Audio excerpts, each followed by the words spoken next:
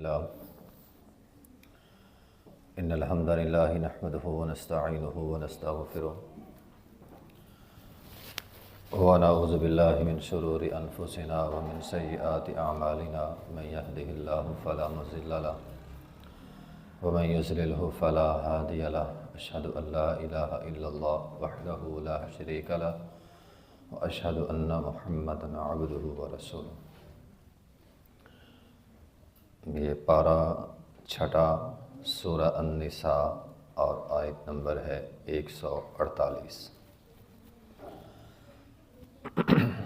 اعوذ باللہ من الشیطان الرجیم، بسم اللہ الرحمن الرحیم۔ لا يحب اللہ الجہر بالسوء من القول الا من ظلم وکان اللہ سمیعا علیما۔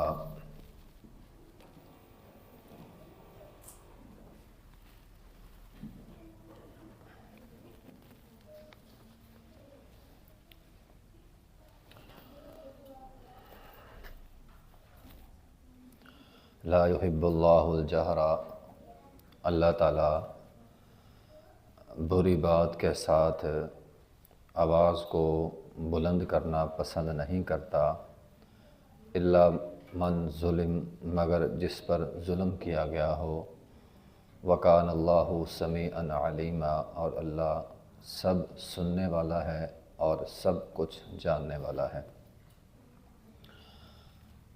اللہ تعالیٰ نے اس سے قبل آیات کے اندر منافقین کا تذکرہ کیا ہے۔ منافقین کے ساتھ اٹھنا بیٹھنا چلنا پھرنا اس کو اچھا نہیں سمجھا گیا، لیکن بات یہ ہے کہ ایک آدمی جو برا ہے، گناہ کرتا ہے، اسلام یہ کہتا ہے کہ اس کے ساتھ نہ اٹھو نہ بیٹھو نہ چلو نہ پھرو، لیکن اس کے ساتھ ساتھ یہ بھی ہمیں اسلام رہنمائی کرتا ہے کہ ہم اپنی زبان سے کسی کو برا نہ کہیں، کوئی بری آواز زبان سے نہ نکالیں۔ اگر کوئی گناہ کرتا ہے، کوئی غلط کرتا ہے تو وہ اس کے ساتھ اس کی غلطی کو معاشرے کے اندر بیان نہ کریں۔ تو لا یحب اللہ الجہر، اللہ تعالیٰ پسند نہیں کرتا جہر بلند آواز کو، بالسوء گناہ پر، ٹھیک ہے، بری بات پہ، بری بات من القول، بات میں سے، بری چیز بات میں سے، تو بری بات کو اللہ تعالیٰ آپ سب کے سامنے جا کر بیان کریں، اس چیز کو اللہ تعالیٰ جو ہے وہ پسند نہیں کرتا۔ اس کی مثال یہ ہے کہ نبی علیہ الصلوۃ والسلام ایک دفعہ ایک صحابی کے کہنے پر ان کے گھر گئے، آپ نے وہاں پر جا کر نماز پڑھی، لوگوں کا مجمع جمع ہو گیا، تو لوگوں میں سے کسی نے کہا کہ مالک، ایک صحابی کا نام تھا، پوچھا وہ کہاں ہے؟ کسی نے کہا وہ منافق ہو گیا۔ نبی علیہ الصلوۃ والسلام نے فرمایا تم دیکھتے نہیں وہ لا الہ الا اللہ پڑھتا ہے، تو لا الہ الا اللہ پڑھنے والے کو تو منافق کہہ رہا ہے؟ کیا تو نے لوگوں کا دل چیر کر دیکھا ہے یا پیٹ چیر کر دیکھا ہے کہ وہ منافق ہے؟ تو بات یہ ہے کہ اگر کوئی برا کرتا ہے تو وہ اس کے ساتھ، ہم کسی کو نہیں کہہ سکتے کہ وہ فلاں چور ہے، فلاں جھوٹا ہے، فلاں یہ کرتا ہے، فلاں وہ کرتا ہے۔ انسان کو اپنے گناہ نوٹ کرنے چاہیے، دوسروں کے گناہ نہیں بلکہ اپنے گناہ۔ اصل میں بات یہ ہے کہ برائی جب بیان کی جاتی ہے تو برے لوگوں کو حوصلہ ملتا ہے۔ اب دیکھیں نا، اگر معاشرے میں ایک بندہ چوری کرتا ہے، کسی کو نہیں پتہ، کوئی بھی چوری نہیں کرے گا، لیکن جب پتہ چل جائے گا فلاں چور ہے، اب چوروں کو آہستہ آہستہ حوصلہ ملنا شروع ہو جائے گا۔ آپ دیکھ لیں، یہ ہاتھوں میں موبائل ہوتا ہے، یہ آج کل ٹک ٹاک ہے، اور ایک فحش قسم کا یا بے پردہ ماحول ہوتا ہے۔ اب سبھی لوگ اسی طرف کیوں جا رہے ہیں؟ کیونکہ وہ بیان کیا جا رہا ہے، اب کسی کو وہ برا نہیں لگتا، ٹھیک ہے۔ تو جب برائی عام ہو جائے، جب بیان کی جائے اور عام ہو جائے، پھر وہ برائی بری نہیں لگتی۔ تو اسلام یہ کہتا ہے کہ اس برائی کو چھپاؤ، بیان نہ کرو، پھیلاؤ نہ، تاکہ گناہ کرنے والے کو حوصلہ نہ بڑھے بلکہ اس کی حوصلہ شکنی ہو۔ الا من ظلم، ہاں اگر کسی پر ظلم ہے تو وہ بیان کر سکتا ہے کہ فلاں نے مجھ پر ظلم کیا، فلاں نے مجھ پر زیادتی کی، تو اگر کوئی کسی پر ظلم کرتا ہے تو وہ ظلم کو کسی ایسے شخص کے پاس جا کر بیان کر سکتا ہے جو اس کے ظلم کا جو ہے وہ ازالہ کرے۔ تو ظلم جس پر ہوا ہے وہ اپنا ظلم بیان کر دے، ورنہ کسی کو جو ہے وہ بیان کرنے کی، کسی کے گناہ بیان کرنے کی ضرورت نہیں ہے۔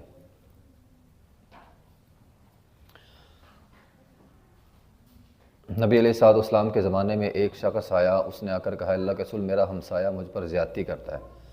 اب ہمسایہ کا ظلم تھا، ہمسایہ زیادتی کرتا تھا، تو نبی علیہ الصلوۃ والسلام نے اسے بلایا اور کہا تو ایسا کر، تو نہ اپنا سامان گھر سے اٹھا کے باہر رکھ لے۔ اس آدمی نے اپنا سامان گھر سے اٹھا کے باہر رکھ لیا۔ اب کوئی بھی پوچھتا ہاں بھی تو نے اپنا سامان گھر سے اٹھا کر باہر کیوں رکھا ہے، تو وہ کہتا میرا ہمسایہ تنگ کرتا ہے مجھے۔ اب سب کو پتہ چل گیا کہ یہ ہمسایہ تنگ کرنے والا ہے، تو پھر ہمسایہ کو خود ہی شرم آ گئی اور اس نے اسے کہا کہ میں آج کے بعد تجھے تنگ نہیں کروں گا، تو اپنا سامان جو ہے وہ گھر میں رکھ۔ تو یہ مثال ہے الا من ظلم کی۔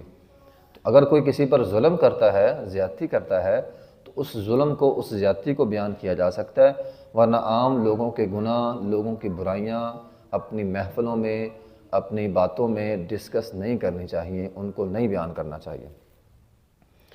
ان تبدوا خیرا او تخفوہ او تعفو عن سوء فإن اللہ کان عفوا قدیرا۔ نیکی اگر چھپا کے کرو، نیکی ظاہر کرو، اللہ تعالیٰ کو پتہ ہے۔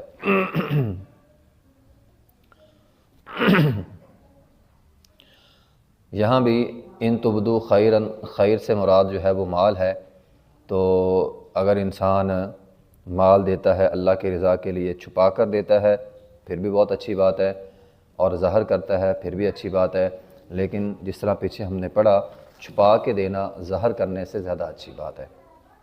اگر ہم اپنے اسلاف کا کردار پڑھیں تو وہ صدقہ چھپا کے کرنے کو زیادہ افضل سمجھتے تھے۔ میں نے ایک دفعہ پڑھا، امام ذہبی رحمۃ اللہ علیہ نے ایک کتاب لکھی ہے سیر اعلام النبلاء، ان کے اندر انہوں نے لکھا ہے کہ علی بن حسین، جس کو زین العابدین بھی کہا جاتا ہے، زین العابدین کی جب وفات ہوئی نا، تو ان کو غسل دینے والے جو لوگ تھے، ان کی میت کو جو غسل دینے والے تھے، جب انہوں نے غسل دیا اور دیکھا ان کی کمر مبارک پہ نا نشان پڑے ہوئے تھے۔ اب سبھی حیران پریشان ہو گئے کہ انہوں نے کبھی بوجھ بھی نہیں اٹھایا، کبھی کوئی کام بھی نہیں کیا، تو ان کی کمر پر یہ نشان کیوں ہے؟ بہرحال کسی کو کوئی سمجھ نہیں آئی کہ زین العابدین کی کمر پہ نشان کیوں ہے۔ چند دن کے بعد جب اس علاقے کے جو فقراء تھے، جو غرباء تھے، جو مساکین تھے، ان کے گھروں میں راشن آنا بند ہو گیا۔ پہلے ان کے گھروں میں خود بخود جو ہے وہ راشن پہنچ جاتا تھا، اب راشن پہنچنا بند ہو گیا۔ اب سارے فقراء، غرباء، مساکین باہر نکل آئے کہ پہلے کوئی ایک آدمی آتا تھا ہمیں راشن دے کے چلا جاتا تھا، اب نہیں آ رہا۔ تب جا کے لوگوں کو پتہ چلا کہ زین العابدین رحمہ اللہ تعالی اپنی کمر پہ راشن اٹھا اٹھا کے غریبوں کے، مسکینوں کے گھروں میں جا کر پہنچایا کرتے تھے۔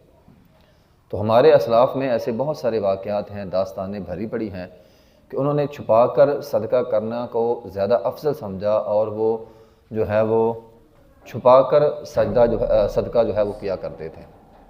تو ہمیں پوری کوشش کرنی چاہیے چھپا کے صدقہ کرنے کی۔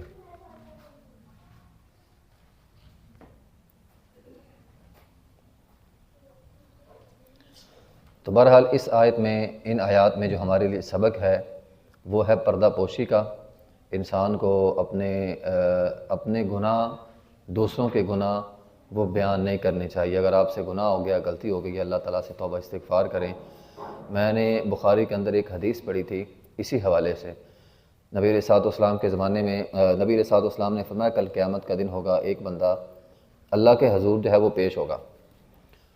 اب ویسے تو بہت ساری احادیث ہیں کہ اللہ تعالیٰ بندوں سے حساب لے گا، لیکن اس حدیث کے اندر یہ ہے کہ اللہ تعالیٰ ایک بندے سے حساب لے گا، اس کو اللہ تعالیٰ اپنے بازو کے نیچے رکھ لے گا۔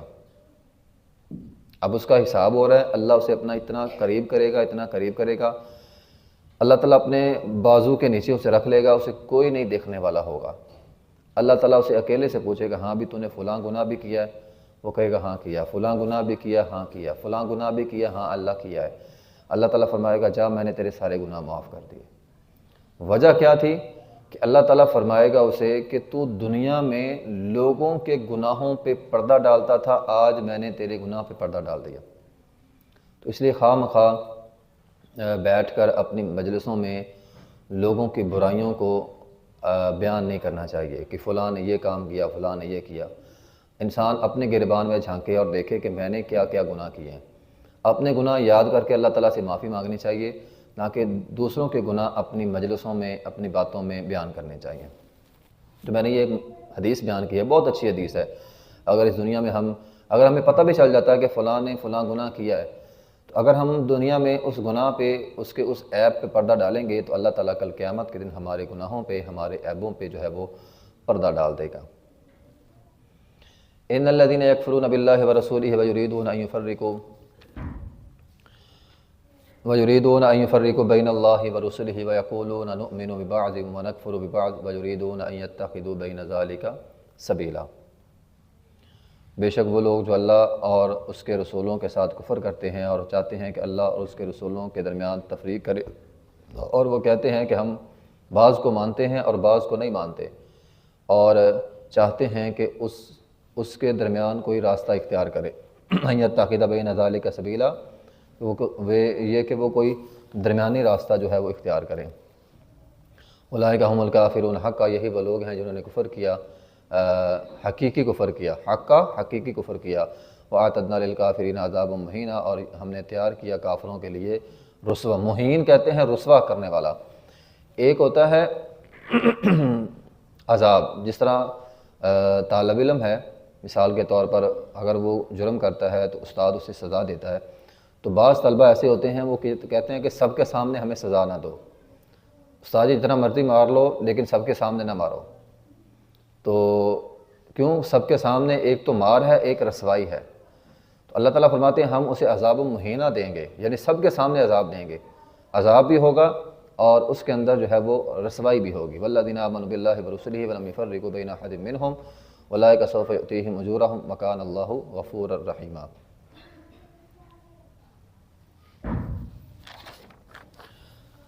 یسألونک، وہ سوال کرتے ہیں آپ سے، اہل کتاب ان تنزل علیہم کتابا من السماء، یہ کہ آپ ان پر ایک کتاب لے کر آئیں آسمان سے۔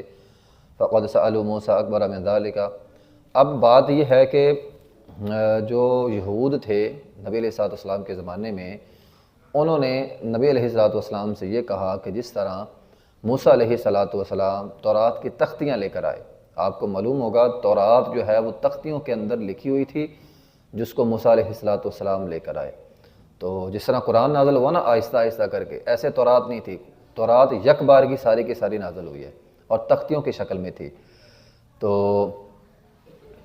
اب ہوا کیا کہ جب قرآن آہستہ آہستہ آ رہا تھا تو یہودیوں نے نبی علیہ السلام سے کہا کہ آپ بھی اگر آپ سچے ہیں تو موسیٰ علیہ السلام کی طرح تورات کی تختیاں یک بار کی ساری لائیں، ٹھیک ہے؟ تو ساری کتاب جو ہے وہ تختیوں کے اندر لکھی ہوئی ہو اور ہمارے سامنے ہو اور ہم دیکھیں اسے۔ تب اللہ تعالیٰ نے فرمایا تم ہمارے پیغمبر سے یہ تو سوال کرتے ہو کہ وہ تورات کی طرح تختیاں لائے، لیکن جس پیغمبر نے تورات پہ تختیاں لائی تھی تم نے اس کو بھی نہیں مانا۔ موسیٰ علیہ السلام جب تختیاں لے کر آئے تھے انہوں نے نہیں مانا، انہوں نے انکار کر دیا، ٹھیک ہے؟ اور پھر آگے سے کہا فقالوا ارنا اللہ جہرا، اے موسیٰ ہم یقین نہیں کرتے تجھے یہ رب نے دی ہیں، ہم نے خود جانا ہے اور جا کر دیکھنا ہے اپنے رب کو۔ انہوں نے رب کو دیکھنے کا مطالبہ کر دیا، اور یہ مطالبہ ان کا اتنا جو ہے نا وہ بڑا مطالبہ تھا، اور اس کے اندر ایک بدتمیزی والا بھی پہلو پایا جاتا ہے کہ بندہ کسی عالم یا کسی بڑے کو کہہ دے کہ میں فلاں دیکھوں گا تو مانوں گا۔ تو موسیٰ علیہ السلام ان کے پیغمبر تھے، اور ان کے سامنے موسیٰ علیہ السلام ان کو فرعون سے نجات دلا کے لے کر آئے، ان کے سامنے جو ہے وہ سمندر پھٹا، اللہ تعالیٰ نے فرعونیوں کو ڈبویا اور بنی اسرائیل کو بچایا۔ تو یہ ساری چیزیں اپنی آنکھوں سے دیکھ چکے تھے، اس کے باوجود وہ کہہ رہے ہیں موسیٰ ہمیں یقین نہیں ہے تجھ پر۔ تو یہ ایک طرح کی ایک نبی کی بہت زیادہ گستاخی اور بدتمیزی بھی تھی۔ تو اس میں ہمارے لیے بھی سبق ہے، جو سیکھنے والے ہوتے ہیں سوال کرنے کا حق سب کو ہوتا ہے، لیکن سوال کے اندر بدتمیزی کا پہلو نہیں ہونا چاہیے، کسی بڑے کی توہین نہیں ہونی چاہیے۔ آدمی اس انداز میں سوال نہ کرے کہ جس سے سوال کیا جا رہا ہے اس کی کوئی توہین ہو جائے یا کوئی بدتمیزی والا پہلو ہو۔ تو محدثین نے اس پر بڑی کتابیں لکھی ہیں اور اس پر بڑی تفصیل سے بات کی ہے کہ علم حاصل کرنے والے کو سب سے پہلے ادب کو ملحوظ خاطر رکھنا ضروری ہے۔ آپ جس چیز کا علم حاصل کر رہے ہیں اس چیز کا بھی ادب اس کتاب کا بھی ادب، اور جس سے سیکھ رہے ہیں اس استاد کا بھی ادب، اور جس جگہ پہ سیکھ رہے ہیں اس جگہ کا بھی ادب۔ تو یہ ساری چیزیں جو ہیں بڑی تفصیل سے بیان ہوئی ہیں۔ تو ادب کرنے والے کو علم حاصل ہوتا ہے، جو ادب نہیں کرتا جتنا مرضی ذہین ہو، جتنا مرضی تیز ترار ہو، اسے اس کا علم تو شاید مل جائے گا لیکن علم کا فائدہ نہیں پہنچے گا اسے۔ تو فائدہ اسے پہنچتا ہے جو ادب بھی ساتھ کرتا ہے۔ تو یہ ان کا ایک بڑا ہی بے ادبی والا سوال تھا کہ ہم نے اللہ تعالیٰ کو دیکھنا ہے۔ تو اتنا بڑا گستاخانہ جملہ فاخذتہم الصاعقہ، اللہ تعالیٰ نے ایک چیخ بھیجی، سارے تباہ ہو گئے، سارے مر گئے، ٹھیک ہے۔ تو اللہ تعالیٰ نے فرمایا اے یہودیوں، نبی علیہ السلام کے زمانے میں جو یہودی تھے، فرمایا اے پیغمبر ان یہودیوں کو کہو جب تورات لے کر آئے تھے موسیٰ علیہ السلام، تم نے تورات نہیں مانی بلکہ موسیٰ علیہ السلام سے یہ کہہ دیا کہ ہم نے اللہ کو دیکھنا ہے۔ ثم اتخذوا العجل من بعد، اور تورات جب وہ لے کر آیا تم نے اس کے بعد کیا کیا؟ وہ تورات لینے گئے ہوئے تھے اور پیچھے سے تم نے بچڑے کو معبود بنا لیا۔ تم تو وہ لوگ ہو اور بات کر رہے ہو کہ قرآن ہمارے سامنے آئے اور ہم مان جائیں گے، اور تم تو فرعون کو ڈوبتا دیکھ کر نہیں مانے اور اس کے بعد تم نے بچڑے کو معبود بنا لیا، ٹھیک ہے۔ تو وَرَفَعْنَا فَوْقَهُمُ الطُّورَ بِمِيثَاقِهِمْ، تو اللہ تعالیٰ نے انہیں تورات منانے کے لیے کیا کیا؟ اللہ نے ایک پہاڑ کو حکم دیا جو طور پہاڑ تھا، فرشتے آئے، انہوں نے طور پہاڑ کو کھڑا کیا اور ان کے سروں کے اوپر رکھ دیا۔ جب انہیں پتہ لگا کہ یہ پہاڑ ہمارے اوپر گرنے والا ہے تب جا کر انہوں نے تورات کو مانا، ٹھیک ہے۔ تو تم تو وہ لوگ ہو کہ انبیاء کی باتیں نہیں مانتے۔ وَقُلْنَا لَهُمُ ادْخُلُوا الْبَابَ سُجَّدًا وَقُلْنَا لَهُمْ لَا تَعْدُوا فِي السَّبْتِ، اللہ تعالیٰ نے تین واقعات کی طرف اشارہ کیا اس آیت میں۔ ایک وَرَفَعْنَا فَوْقَهُمُ الطُّورَ کہ اللہ نے تمہارے اوپر طور پہاڑ کھڑا کر دیا اور تم سے جو ہے وہ عہد و پیما لیا، اور پھر وَادْخُلُوا الْبَابَ سُجَّدًا اللہ نے تمہیں کہا کہ تم دروازے سے داخل ہو جاؤ سجدے کی حالت میں۔ تو یہ اللہ تعالیٰ نے ایک واقعے کی طرف اشارہ کیا، جب فتح بیت المقدس ہوئی تھی، شام کی فتح ہوئی تھی، تو اللہ تعالیٰ نے انہیں کہا تھا کہ تم نے تکبر نہیں کرنا بلکہ سجدے کی حالت میں اللہ تعالیٰ سے، اور پیچھے ہم پڑھ آئے ہیں وَقُولُوا حِطَّةٌ نَغْفِرْ لَكُمْ خَطَايَاكُمْ، اللہ تعالیٰ سے گناہوں کی معافی مانگتے ہوئے داخل ہونا ہے، لیکن فَبَدَّلَ الَّذِينَ ظَلَمُوا قَوْلًا غَيْرَ الَّذِي قِيلَ لَهُمْ، انہوں نے یہ جملہ اللہ تعالیٰ کا بدل دیا، اور پھر اللہ تعالیٰ نے، یعنی یہ بات بھی انہوں نے اللہ تعالیٰ کی نہیں مانی۔ تو یہ اس واقعے کی طرف اشارہ ہے۔ آگے ہے وَقُلْنَا لَهُمْ لَا تَعْدُوا فِي السَّبْتِ، وہ ہفتے کا واقعہ میں نے آپ کو سنا دیا ہے کہ ان کو کہا گیا تھا کہ ہفتے کے دن مچھلیاں نہیں پکڑنی، انہوں نے بڑے بڑے گڑھے کھود لیے، تالاب بنا لیے، اور ہفتے کے دن مچھلیاں ان کے اندر ساری چلے جاتی اور اتوار کو جو ہے وہ پکڑ لیتے۔ تو ایک ہیلہ سازی کے ذریعے انہوں نے یہ کام کیا۔ تو ہمیں بھی ہیلہ سازی دین کے اندر نہیں کرنی چاہیے۔ آپ دیکھیں نا، ان کو حکم کیا ہوا تھا؟ ہفتے کے دن مچھلیاں نہیں پکڑنیاں۔ اب ہمیں حکم کیا ہے؟ اب قرآن کے اندر اذا نودی للصلاۃ من یوم الجمعۃ فاسعوا الی ذکر اللہ وذروا البیع، جمعے کے دن دوران خطبہ جب مؤذن اذان دیتا ہے جمعے کی، اس کے بعد تجارت کرنی حرام ہے۔ وذروا البیع ہے قرآن کے اندر لفظ۔ اب اس وقت بھی تجارت حرام ہے، لیکن ہمارے ماشاءاللہ سارے مسلمانوں کی اکثریت اس وقت کام کاج کر رہی ہوتی ہے، اور ذہن یہ بنا ہوتا ہے کہ کوئی بات نہیں، جماعت کے ساتھ جا کر جو ہے وہ نماز پڑھ لیں گے۔ تو ہم بھی بنی اسرائیل کی طرح ہی ہیں، ہمارے معاشرے میں لوگ بھی بنی اسرائیل کی طرح ہیں، اللہ تعالیٰ کے احکامات نہیں مانتے۔ ان کو بھی منع کیا گیا تھا ہفتے کے دن مچھلی نہیں پکڑنیاں، ہمیں بھی منع ہے دوران خطبہ کاروبار نہیں کرنے، لیکن انہوں نے اللہ تعالیٰ کی بات نہیں مانی، اور ہماری امت کی اکثریت جو ہے وہ اللہ تعالیٰ کی بات نہیں مانتی۔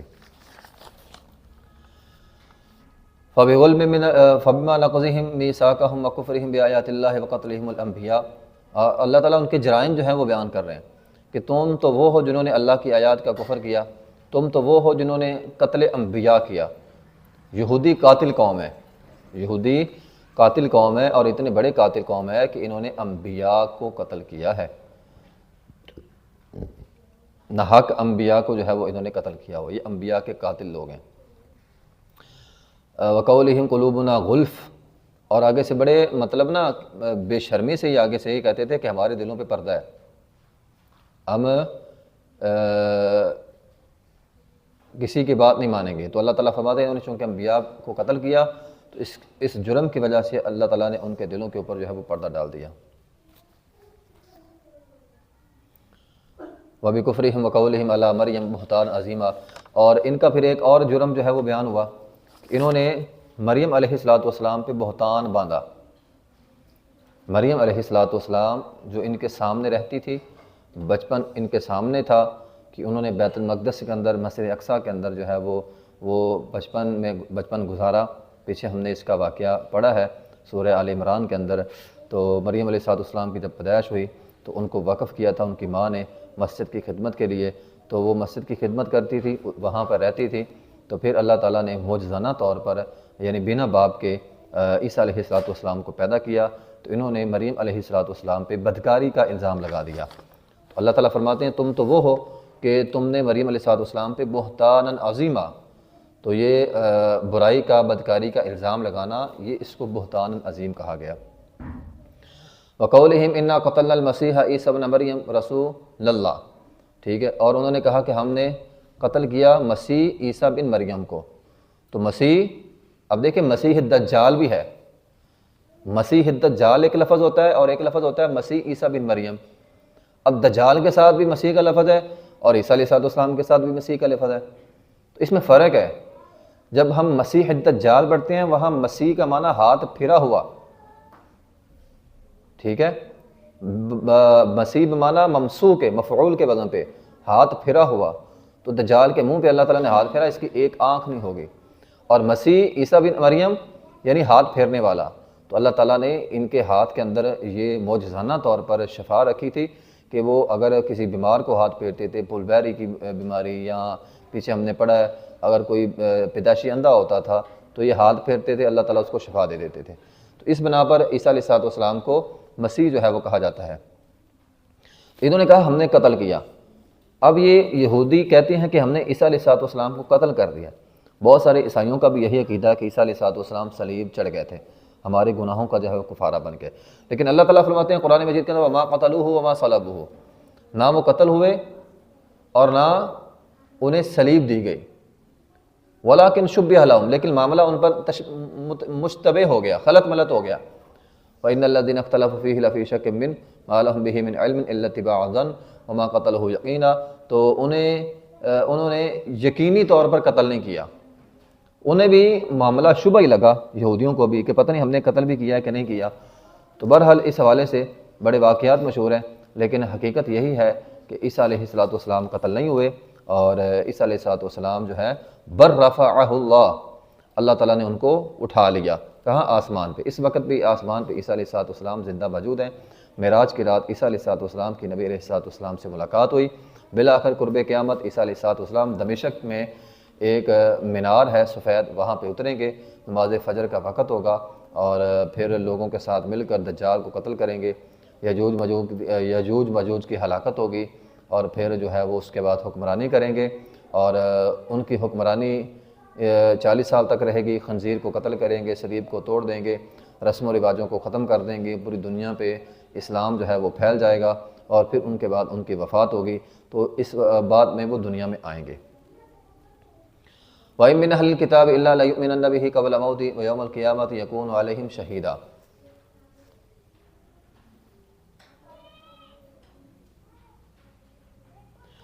اہل کتاب میں سے کوئی نہیں ہے مگر اس کی موت سے پہلے اس پر ضرور ایمان لائے گا، اور قیامت کے دن ان پر گواہ ہوگا۔ یہ بات ہی ہے، اس آیت کے دو مطلب ہیں۔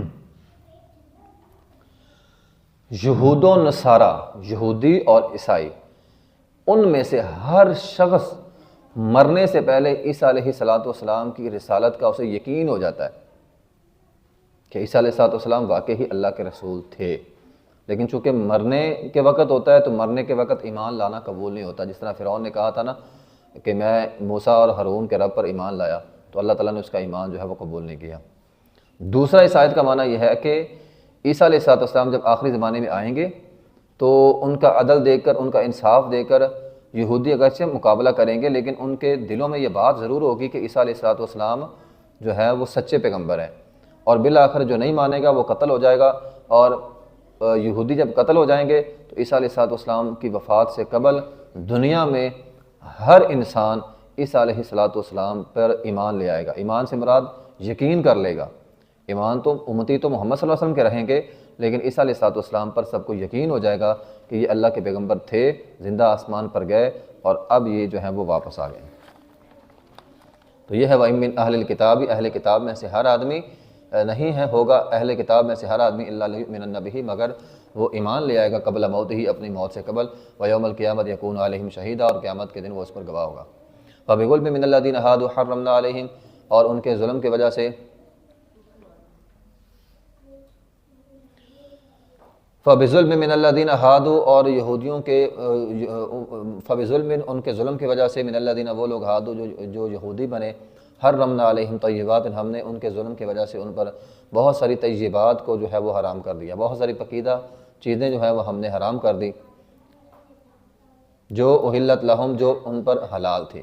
تو پہلے ان پر حلال تھی، بعد میں ان کے ظلم کی وجہ سے ان پر جو ہے وہ بہت ساری چیزیں اللہ تعالیٰ نے حرام کر دی۔ اصل میں ہوا یوں تھا کہ چونکہ انہوں نے تورات کو بدلا تھا، تو جب آدمی دین سے ہٹتا ہے تو اپنے اوپر بہت ساری چیزیں خود بخود حرام کر لیتا ہے۔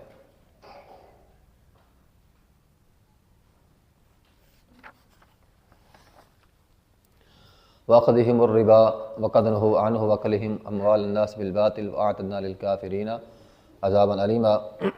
اسی طرح ان پر بہت ساری چیزیں حرام ہوئی تھیں ان کے سود کی وجہ سے۔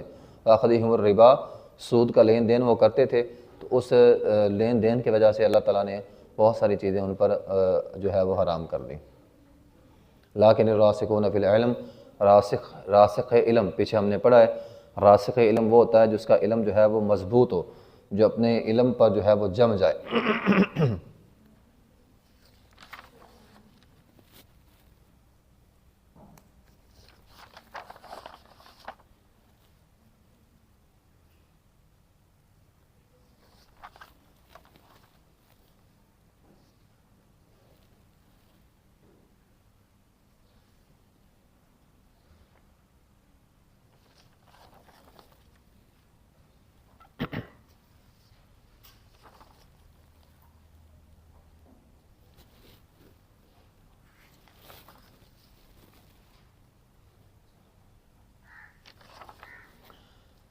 آگے یہ مسئلہ ہے آیت نمبر 171 کے اندر، یا اہل الکتاب لا تغلوا فی دینکم ولا تقولوا علی اللہ الا الحق، یہ غلو کا مسئلہ ہے۔ اہل کتاب جو تھے انہوں نے تورات، یہودیوں نے تورات میں اور عیسائیوں نے، اہل کتاب سے مراد یہودی اور عیسائی ہوتے ہیں، تو یہودیوں نے تورات میں اور عیسائیوں نے انجیل کے اندر جو ہے وہ غلو کیا۔ غلو کیا ہوتا ہے؟ دین کے معاملات میں حد سے بڑھ جانا، مبالغہ کرنا، افراد تفرید کا شکار ہو جانا، ٹھیک ہے۔ یہودیوں نے بہت سارا غلو کیا، عزیر علیہ السلام کو اللہ کا بیٹا بنایا۔ عیسائیوں نے بہت سارا غلو کیا، عیسیٰ علیہ السلام کو جو ہے انہوں نے اللہ کا بیٹا بنایا۔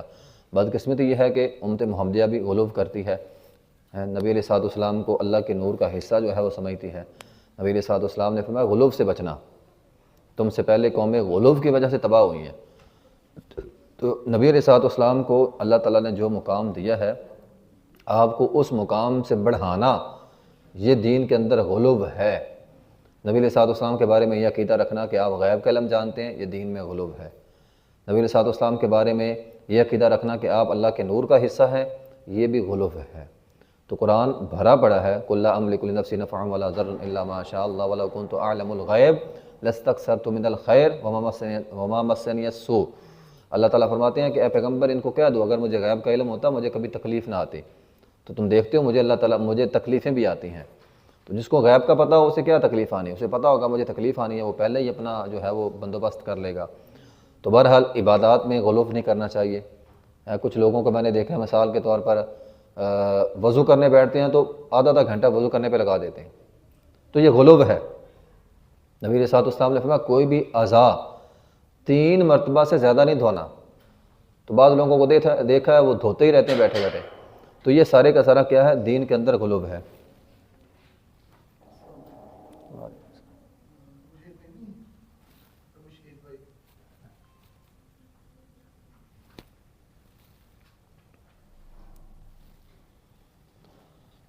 تو اسی طرح نوافل کے حوالے سے یا ذکر و اذکار کے حوالے سے ہمارے یہاں بڑا غلو ہوتا ہے، ٹھیک ہے نا۔ بعض ذکر 1000 مرتبہ پڑھنا، اتنی مرتبہ پڑھنا، لوگ ایسے بیٹھے رہتے ہیں پڑھتے رہتے ہیں، تو اس طرح کی چیزیں یہ دین کے اندر غلو ہے۔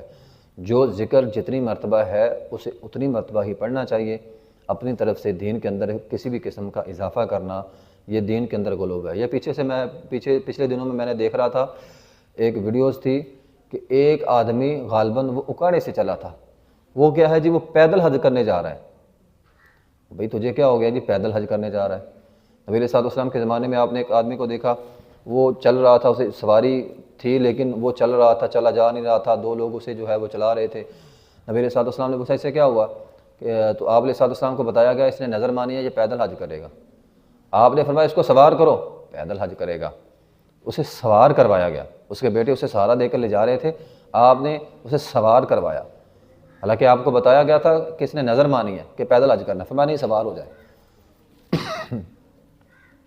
تو یہ دین کے اندر غلو ہوتا ہے کہ خواہ مخواہ آدمی جو ہے وہ اپنے اوپر سختی ڈال لے۔ اب یہ پیدل حج اللہ تعالیٰ کو ایسا حج قبول ہی کوئی نہیں۔ نبی علیہ الصلوۃ والسلام نے سوار کیا ہے، تو جو کہتا ہے کہ میں نے پیدل حج کرنا ہے تو چلتا رہے پیدل، اپنے آپ کو تکلیف دے رہا ہے، لوگوں کے سامنے شہرت مل رہی ہے، لیکن دین نہیں ہے۔ اس طرح اپنے اوپر سختی کرنا یہ دین نہیں ہے۔ ایک آدمی کو نبی علیہ الصلوۃ والسلام نے دیکھا دھوپ میں کھڑا تھا، اور فرمایا اسے کیا ہو گیا؟ لوگوں نے کہا جس نے نظر مانی ہے دھوپ میں کھڑا رہے گا، بیٹھے گا نہیں، اور فرمایا اس کو بٹھاؤ۔ اسے بٹھایا بھی اور چھاں بھی دی، فرمایا چھاں پہ بٹھاؤ اس کو، دھوپ میں کھڑا رہے گا۔ تو یہ غلو ہے، ٹھیک ہے؟ تو غلو اللہ تعالیٰ کو پسند نہیں ہے۔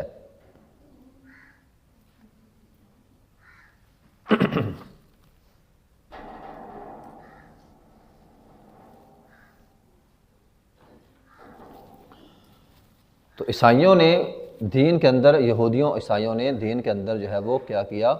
غلو کیا۔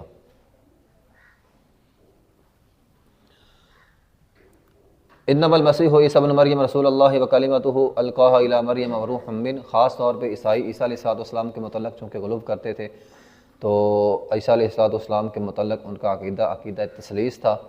تو اللہ تعالیٰ نے جو ہے وہ یہاں پہ وضاحت کی ہے کہ عیسیٰ علیہ السلام کون تھے۔ اللہ تعالیٰ نے فرمایا القاها الی مریم وروح منہ، ٹھیک ہے؟ یہ جو لفظ ہے نا روح منہ، اس سے لوگوں کو مغالطہ ہو گیا عیسائیوں کو کہ عیسیٰ علیہ السلام جو ہے اللہ کا حصہ ہے۔ حالانکہ کسی بھی چیز کی نسبت اگر اللہ تعالیٰ کی طرف ہوتی ہے تو اس کا مطلب یہ نہیں ہوتا کہ وہ چیز اللہ تعالیٰ کا حصہ ہے۔ اب بیت اللہ ہم کہتے ہیں، بیت اللہ کی نسبت اللہ کی طرف ہے، اللہ کا گھر، تو اس کا مطلب یہ نہیں ہے کہ وہ اللہ کے وجود کا حصہ ہے، ٹھیک ہے؟ اللہ نے تو تمام روحوں کو اپنی روح کہا ہے، فَإِذَا سَوَّيْتُهُ وَنَفَخْتُ فِيهِ مِن رُوحِي، ہر بندے کے اندر انسان فرماتے ہیں میں اپنی روح پھونکتا ہوں۔ تو یہ اللہ تعالیٰ کی طرف اضافت ہوتی ہے، اضافت تشریفی اسے کہتے ہیں، مرتبے اور مقام کے لیے۔ اس کا قطعاً مطلب یہ نہیں ہوتا کہ وہ چیز اللہ کے وجود کا حصہ ہے۔ تو اللہ تعالیٰ نے یہ جو عیسیٰ علیہ السلام کے بارے میں کہا ہے نا روح منہ، کہ میں نے اپنی روح پھونکی، تو مطلب برکت والی روح، ٹھیک ہے؟ اللہ نے اس کی نسبت اضافی تشریفی ہے، یعنی برکت کے لیے، فضیلت کے لیے اس کی نسبت اللہ تعالیٰ کی طرف کی گئی ہے۔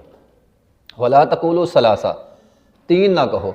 نعوذ باللہ ان کا یہ عقیدہ تھا کہ عیسیٰ علیہ السلام اور مریم، چونکہ وہ کہتے تھے، ان کا یہ نظریہ ہے نعوذ باللہ ثم نعوذ باللہ کہ مریم علیہ السلام اللہ کی بیوی ہے اور عیسیٰ علیہ السلام اللہ کے بیٹے ہیں۔ تو اس طرح کا عقیدہ وہ رکھتے تھے، یعنی اس کو عقیدہ تثلیث بھی کہا جاتا ہے۔ تو اس کے اندر خود عیسائی جو ہیں وہ اختلافات کا شکار تھے۔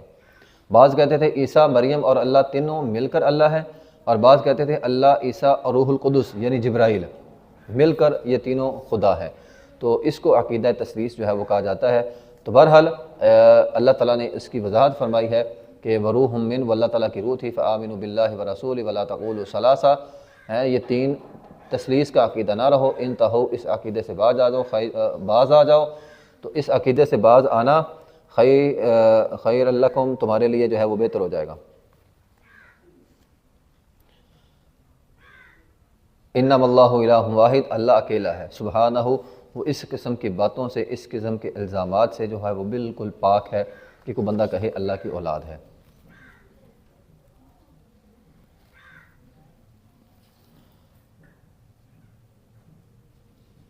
لن يستنكف المسیح ان یکون عبدا للہ ولا الملائکۃ المقربون، مسیح عیسیٰ علیہ السلام ہرگز اس بات سے آر نہیں رکھیں گے کہ وہ اللہ کے بندے۔ عیسیٰ علیہ السلام کو اس بات پہ فخر تھا کہ وہ اللہ کے بندے ہیں۔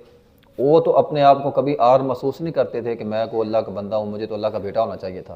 جب انہیں آر نہیں ہے تو تمہیں مسئلہ کیا ہے؟ تو کوئی بھی پیغمبر جو ہے اللہ نے اس کو ابد بنایا ہے، اور ابد ہونے پر ہر پیغمبر فخر محسوس کرتا ہے۔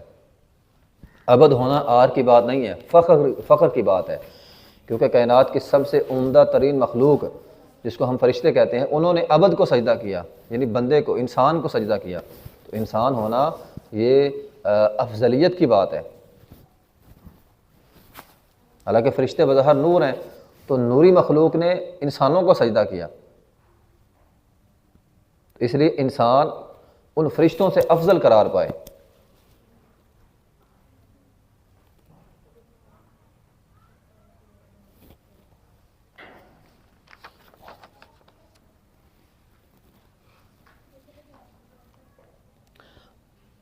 آگے اس صورت کی آخری آیت نمبر 176 ہے، یستفتونک قل اللہ یفتیکم فی الکلالہ۔ اس صورت کے آغاز میں ہم نے وراثت کے احکامات جو ہیں وہ پڑھے تھے، تو 2 آیات وہاں پہ تھیں وراثت کے حوالے سے، اور ایک آیت جو ہے وہ یہ ہے وراثت کے حوالے سے۔ تو یستفتونک قل اللہ یفتیکم فی الکلالہ، یعنی سوال کرتے ہیں آپ سے کلالہ کے متعلق۔ تو کلالہ کے کیا احکامات ہیں؟ کلالہ کے حوالے سے میں نے وہاں پر بھی وضاحت جو ہے وہ کی ہے، اور یہاں پہ تھوڑی سی مزید وضاحت ہے۔ کلالہ کیا ہوتا ہے؟ کلالہ وہ شخص ہوتا ہے، وہ میت ہوتی ہے کلالہ، جس کا اصول میں سے کوئی رشتہ دار نہ ہو، یعنی والدین نہ ہو، باپ دادا نانا یہ نہ ہو، اور نہ ہی والدہ ہو، نہ ہی نانی ہو، اور فروع میں سے یعنی اس کے اولاد میں سے بیٹے یا پوتے پوتیاں وہ بھی نہ ہوں۔ تو نہ اصول میں سے کوئی رشتہ دار ہو، نہ فروع میں سے کوئی رشتہ دار ہو، تو ایسی میت جو ہے وہ کلالہ کہلاتی ہے۔ ہاں باقی اس کے بہن بھائی ہوں گے تو اس کی وراثت جو ہے وہ اس کے بہن بھائیوں میں تقسیم ہو جائے گی، اور اس کا طریقہ کار اسی آیت کے اندر بیان ہوا ہے۔ ان امرؤ ہلک لیس لہ ولد، اگر شخص ہے تو وہ فوت ہو گیا، اس کی کوئی اولاد نہیں ہے، وَلَهُ أُخْتٌ، اور اس کی ایک بہن ہے، تو فَلَهَا النِّصْفُ، بہن کو کتنا ملے گا؟ نصف ملے گا، ما ترک، جو وہ چھوڑ گیا، تو اس کی بہن کو جو ہے وہ نصف ملے گا۔ إِن لَّمْ يَكُن لَّهُ وَلَد، اگر اس کی اولاد نہ، فَإِن كَانَتْ اثْنَتَيْنِ، اگر 2 بہنیں ہوں، فَلَهُمُ الثُّلُثَانُ، تو 2 بہنوں کو کتنا ملے گا؟ ثلثان، 2/3۔ یہ پیچھے ہم نے اس کی وضاحت پڑھی ہوئی ہے۔ 2/3 کسے کہتے ہیں؟ کہ کل مال کے اگر مثال کے طور پر 6 حصے ہوں گے تو 4 حصے مراد ہیں۔ وَإِن كَانُوا إِخْوَةٌ، اور اگر اس کے ساتھ بھائی بھی ہیں تو وَنِسَاء، اور بہنیں بھی ہیں، فَلِلذَّكَرِ مِثْلُ حَظِّ الْأُنثَيَيْنِ، تو پھر بہنوں کو بھائیوں کی بنسبت آدھا مل جائے گا۔ تو یہ کلالہ کی میت کے جو ہیں وہ، اگر میت کلالہ ہو، اس کی اولاد نہ ہو، نہ ہی اس کے والدین ہو، تو اس کی وراثت جو ہے وہ پھر بہن بھائیوں کے اندر جو ہے وہ تقسیم ہوتی ہے۔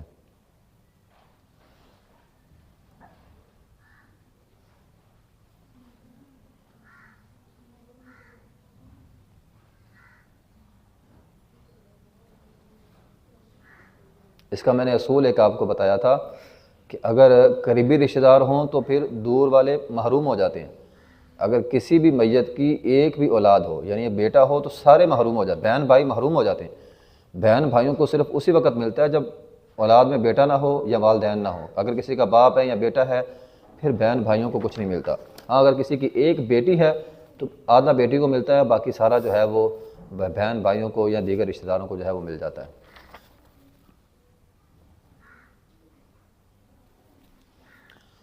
سورہ نساء کے بعد آگے صورت ہے المائدہ۔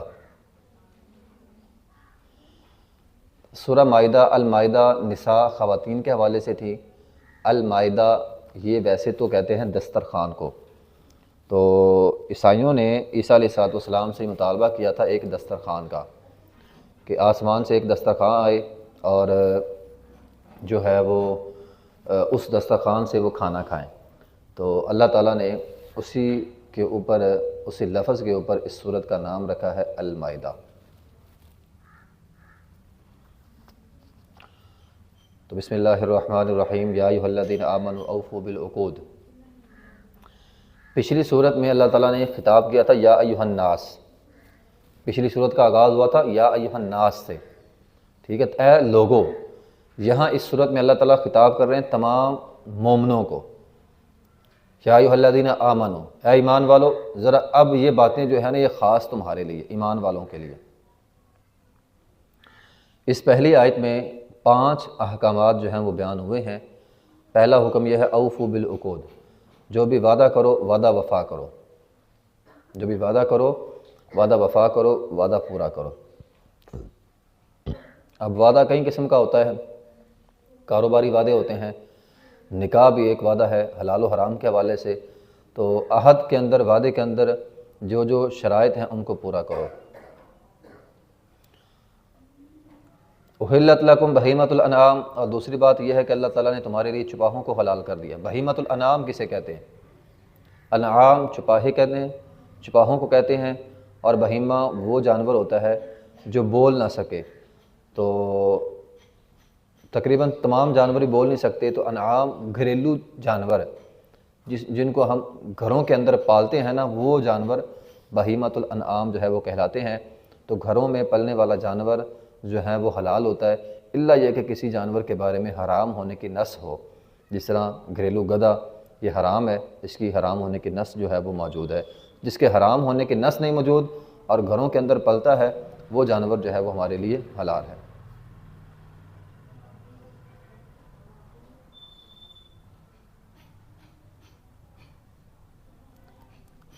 تو احلت لکم بہیمۃ الانعام، حلال ہے تمہارے لیے گھریلو جانور، الا ما یتلی علیکم، الا یہ کہ وہ جو تم پر پڑھے جائیں، یعنی جن کے بارے میں پیچھے بتا دیا ہے کہ وہ حرام ہے، ان کے علاوہ تمام گھریلو جانور جو ہیں وہ حلال ہو جائیں۔ غیر محل الصید، اس حال میں کہ تم شکار کو حلال جاننے والا نہ ہو، وانتم حرم، اس حال میں کہ تم احرام میں ہو۔ یہ مسئلہ تھوڑا سا سمجھ لیں۔ جب کوئی آدمی احرام باندھ لیتا ہے، وانتم حرم، احرام کی حالت میں، احرام ایک لباس کو کہتے ہیں جو ہر حج کرنے والا اور ہر عمرہ کرنے والا پہنتا ہے۔ تو جب حج کرنے والا وہ لباس پہن لے، اللہ تعالیٰ نے میقات حدود مقرر کی ہیں، تو ہر حج کرنے والا، ہر عمرہ کرنے والا میقات سے جا کر اپنا احرام باندھ لیتا ہے۔ تو احرام باندھنے کے بعد احرام کی کچھ پابندیاں بھی ہیں۔ مثال کے طور پر سلا ہوا کپڑا نہیں پہن سکتا، احرام والا سلا ہوا کپڑا نہیں پہن سکتا، اپنے سر کو ڈھانپ نہیں سکتا، خواتین ڈھانپ سکتی ہیں، مرد حضرات خوشبو نہیں لگا سکتا، اپنے بال ناخن نہیں کاٹ سکتا، اور اسی طرح نکاح نہیں کر سکتا، نہ نکاح پڑھا سکتا ہے، نہ لڑائی جھگڑا کر سکتا ہے، اور نہ ہی شکار کر سکتا ہے۔ ایک پابندی کیا ہے؟ شکار بھی نہیں کر سکتا اور نہ ہی کسی کی شکار کی طرف رہنمائی کر سکتا ہے۔ تو یہ ایک پابندی ہے۔ تو صحابہ کرام کے زمانے میں اس بات پہ بڑی سخت پابندی ہوتی تھی کہ حالت احرام میں کوئی بھی آدمی نہ شکار کرے گا، اگرچہ شکاری جانور اس کے سامنے کیوں نہ ہو، جس کو شکار کرنا ہے وہ اس کے سامنے کیوں نہ ہو، شکار ہونے والا جانور، وہ شکار نہیں کرتے تھے، اور نہ ہی کسی کو کہتے تھے کہ تم اس طرح کر کے شکار کر لے۔ ہاں البتہ اگر کوئی آدمی اپنی مرضی سے، اس نے احرام نہیں پہنا ہوا، مکے کا رہائشی ہے یا باہر سے آیا ہے، احرام اس نے نہیں پہنا، اپنی مرضی سے اپنے لیے شکار کر لے، میں دوبارہ دہرا رہا ہوں، اپنی مرضی سے اپنے لیے شکار کر لے، تو اس شکار ہوئے جانور سے احرام پہننے والا کھا سکتا ہے۔ لیکن اگر اس نے شکار کیا ہے اپنی مرضی سے نہیں، اس نے شکار کیا اس نیت سے کہ میں نے حاجیوں کو کھلانا ہے، یا حاجیوں نے اس شکار میں اس کی مدد کی ہے، تو پھر وہ حاجی نہیں کھا سکتے، نہ عمرے والا کھا سکتا ہے، نہ حج والا کھا سکتا ہے۔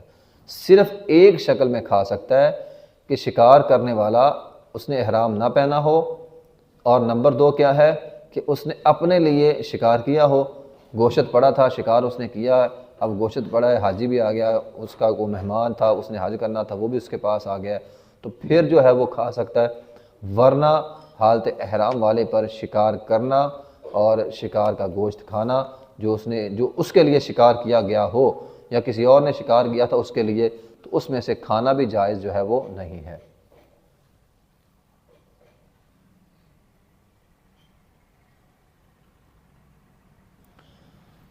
یا ایھا الذین آمنوا لا تحلوا شعائر اللہ، اے ایمان والو،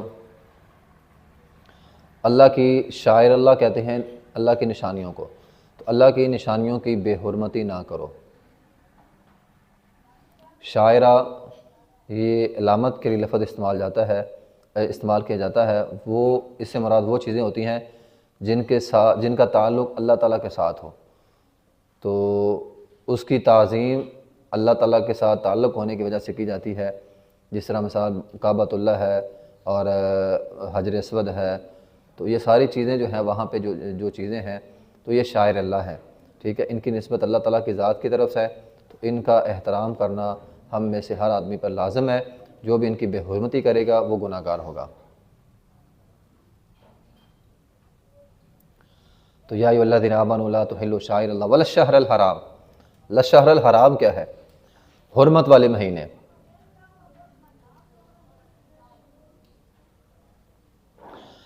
اب مسئلہ یہ ہے کہ حج کرنے والا بندہ جب وہاں پہ جاتا ہے تو بہت ساری چیزیں ہیں، خاص طور پہ جو ہے نا وہ بیت اللہ میں، کعبۃ اللہ میں، جو اللہ تعالیٰ کا شعائر ہے، اور اللہ تعالیٰ یہ بات فرما رہے ہیں کہ ان کا احترام کرنا ہے، حاجیوں کو تنگ نہیں کرنا۔ اسی طرح صفا مروہ ہے اور بہت ساری چیزیں ہیں، منا، مزدلفہ، اور یہ میدان ہے، عرفات کا میدان ہے، یہ ساری چیزیں شاعر اللہ کے اندر جو ہیں وہ شامل ہیں۔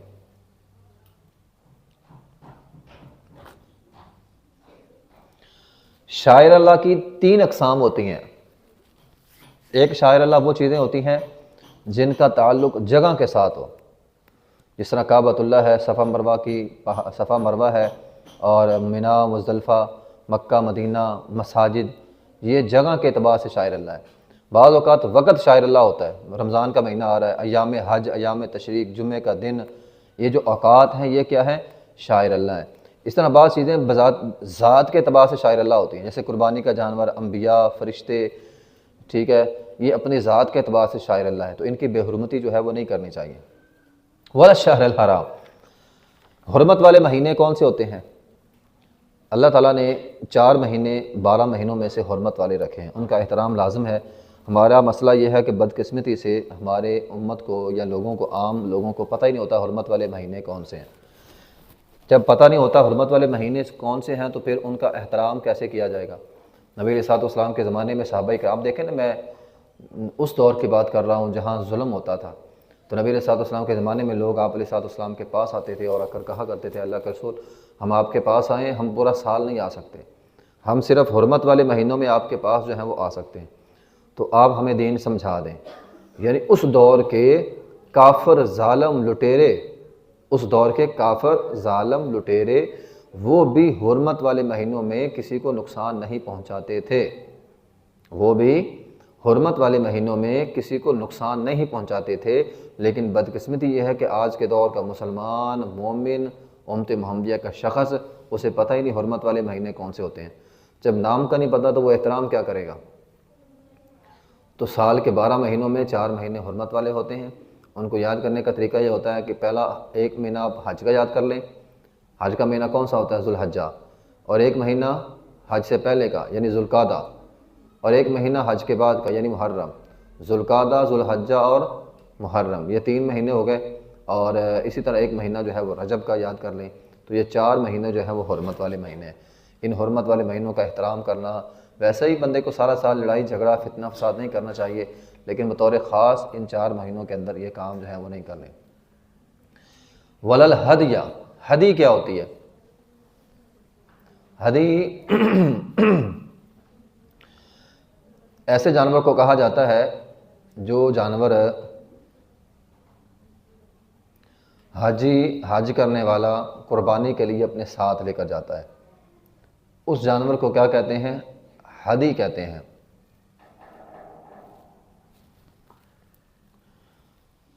تو جو ہدی ہوتی ہے، ہدی والا جانور قربانی کا جانور ہوتا ہے، اس کا بھی احترام کرنا چاہیے، اسے تنگ کرنا، اسے پریشان کرنا، اسے مارنا تو یہ غلط ہے۔ آج بھی ہم بھی جب قربانی کا جانور لیتے ہیں تو ان کا خیال رکھنا چاہیے، انہیں تنگ نہیں کرنا چاہیے۔ ولل قلائدہ، قلائدہ وہ پٹا ہوتا ہے جو قربانی کے جانور کے گلے میں جو ہے وہ پہن دیا جاتا ہے، ٹھیک ہے، تو وہ ایک نشانی ہوتی تھی، ایک خاص قسم کا پٹا ہوتا تھا، نشانی ہوتی تھی، تو اس نشانی سے پتہ چل جاتا تھا کہ یہ جو ہے وہ ہدی کا جانور ہے، کعبۃ اللہ کا جانور ہے، پھر اسے کوئی بھی کچھ نہیں کہتا تھا۔ ولا آمین البیت الحرام، جب اللہ تعالیٰ نے باقی ساری چیزوں کی پابندی لگائی تو فرمایا جو لوگ بیت اللہ میں آمین قصد کرنے والے ہوں بیت اللہ کی طرف، جو لوگ بیت اللہ کی طرف جانے والے ہیں ان کا بھی احترام لازم ہے، حاجیوں کی خدمت کرنا، حاجیوں کا احترام کرنا یہ بھی لازم ہے۔ تو اعلیٰ آمین البیت الحرام، جو لوگ قصد کرنے والے ہیں بیت حرام کی طرف، یعنی جو لوگ حج کرنے کے لیے جا رہے ہیں نا، تو ان کا احترام کرنا یہ بھی سب کے اوپر جو ہے وہ لازم ہے۔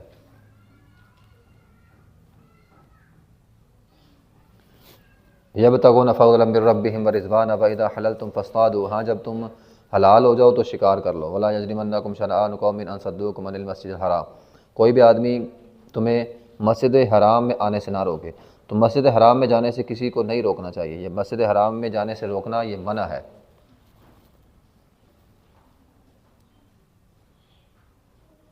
وتعاونوا البر والتقوى ولا تعاونوا على الاثم والعدوان، نیکی کے کاموں میں، خیر کے کاموں میں ایک دوسرے کی مدد کرنی چاہیے، گناہ کے کام میں مدد کرنی بھی منع ہے۔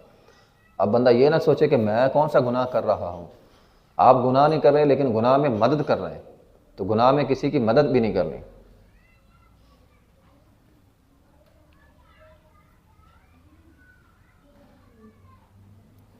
ہاں البتہ نیکی کے کاموں میں دوسروں کی جو ہے وہ مدد کرنی چاہیے، آپ نیکی کے کام کریں اور ایک دوسرے کی مدد کریں، گناہ کے کاموں میں کسی کی مدد نہیں کرنی، ورنہ جتنا گناہ کرنے والے کو ملے گا، جرم کرنے والے کو ملے گا، اتنا ہی گناہ ساتھ تعاون کرنے والے کو بھی ملے گا۔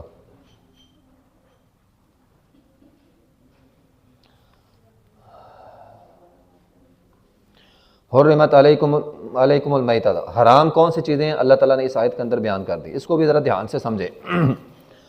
اس میں مشکل الفاظ بھی ہیں اس آیت کے اندر، ان کو سمجھنا ضروری ہے۔ حرمت علیکم المیتہ، میتہ کیا ہے؟ میتہ کیا ہوتا ہے؟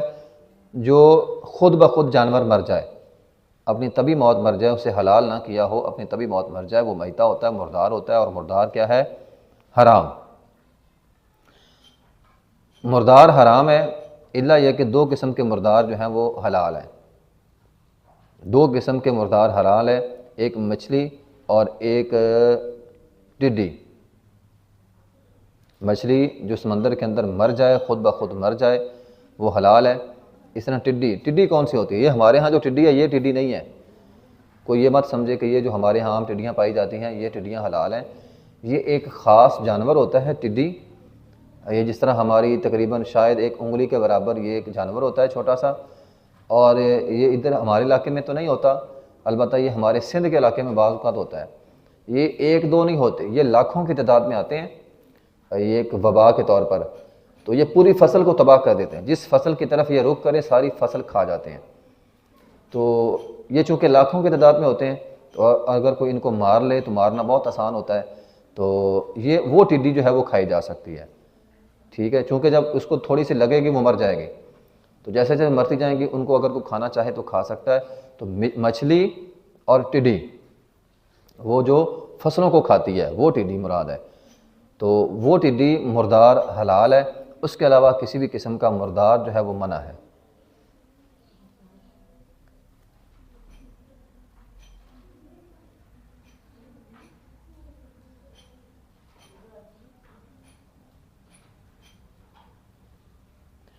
والدم، اور خون بھی حرام ہے۔ خون سے مراد کون سا؟ دم مسفوح۔ دم مسفوح جو ہے وہ حرام ہے، وہ خون جو جانور کے گلے پہ جب چھری چلائی جائے، جب اس کا خون جو ہے وہ بہتا ہے، تو وہ بہنے والا خون جو ہے وہ حرام ہے۔ دیکھیں جانور کو آپ ذبح کر لیں تو وہ حلال ہو جاتا ہے، ذبح کرنے کے علاوہ وہ جانور خود بخود مر جائے وہ حرام، دم مسفوح اس کا وہ حرام۔ اسی طرح جانور زندہ ہے اس کا کوئی حصہ کاٹ لینا، بعض یہ بھیڑیں ہوتی ہیں، بھیڑوں کی چکیاں ہوتی ہیں، اور کچھ لوگ زندہ بھیڑ کی چکی کاٹ لیتے ہیں، تو زندہ جانور کا جو حلال جانور ہے، بھیڑ ہے، بکری ہے، گائے ہے، اونٹ ہے، کوئی بھی زندہ جانور، حلال جانور، زندے کا کوئی بھی حصہ کاٹ لینا گوشت کا، وہ گوشت کا حصہ جو ہے وہ حرام ہو جائے گا۔ اسی طرح مردار کھانا بھی حرام اور اس کو بیچنا بھی حرام۔ اگر کسی کی گائے بھینس جو ہے وہ مر جائے، مردار ہو جائے، وہ کھانا بھی حرام اور اس کو بیچنا بھی حرام۔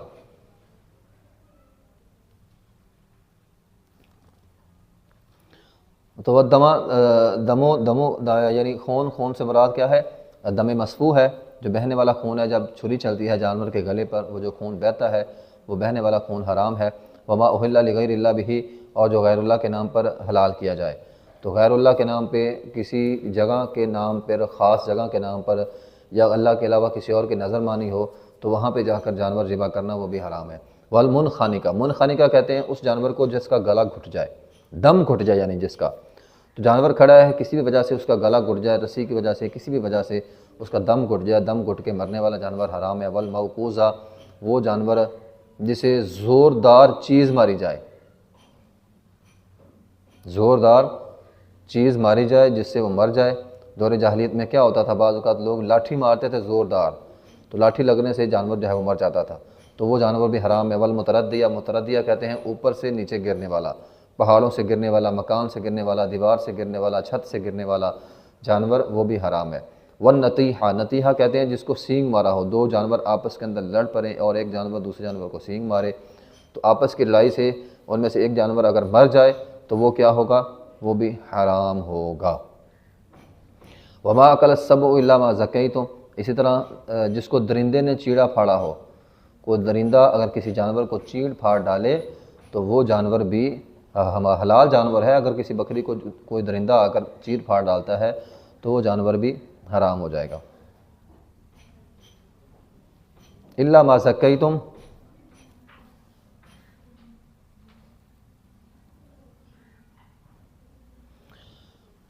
یہ جو الا ما ذکیتم ہے نا، اس کا تعلق پیچھے سب کے ساتھ ہے، یعنی ایسا جانور جس کو تم ذبح کر لو، یعنی ایک جانور ہے اس کا گلا گھٹ رہا تھا رسی کی وجہ سے، ابھی وہ مرا نہیں ہے، سانس اس کے ہیں، آپ کو پتہ چل گیا، آپ جلدی سے جا کر اگر اس کو ذبح کر لیتے ہیں تو وہ حلال ہو جائے گا۔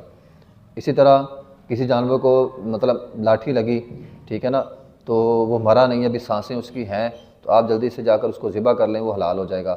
اس طرح کوئی جانور چھت سے گرا ہے تو اس کی ٹانگ ٹوٹ گئی ہے لیکن ابھی وہ زندہ ہے، مرا نہیں ہے، تو آپ جلدی سے جا کر اس کو ذبح کر لیں تو وہ بھی آپ کے لیے جو ہے وہ حلال ہوگا۔ اس طرح اگر کسی دو جانور آپس میں لڑ پڑے، سینگ لگا، زخمی بہت زیادہ ہو گیا ہے، تو آپ اسے جلدی سے جا کر ذبح کر لیں تو حلال ہے۔ اسی طرح اگر کوئی جانور ہے، ہمارے ہاں یہ مرغیاں وغیرہ ہوتی ہیں، تو کوئی بلی مرغی کو اٹھا لیتی ہے، لیکن آپ بلی کو مارتے ہیں تو بلی جو ہے وہ بھاگ جاتی ہے مرغی چھوڑ کر، تو اگر وہ مرغی کے اندر سانسیں ہیں، ابھی وہ زندہ ہے، تو اگر آپ چھری پھیر سکتے ہیں چھری پھیر لیں، وہ آپ کے لیے جو ہے وہ حلال ہو جائے گی۔ تو یہ ہے الا ما ذکیتم، وہ جانور جس کو تم ذبح کر لو۔ وما ذبح علی النصب، نصب نشان کو کہتے ہیں،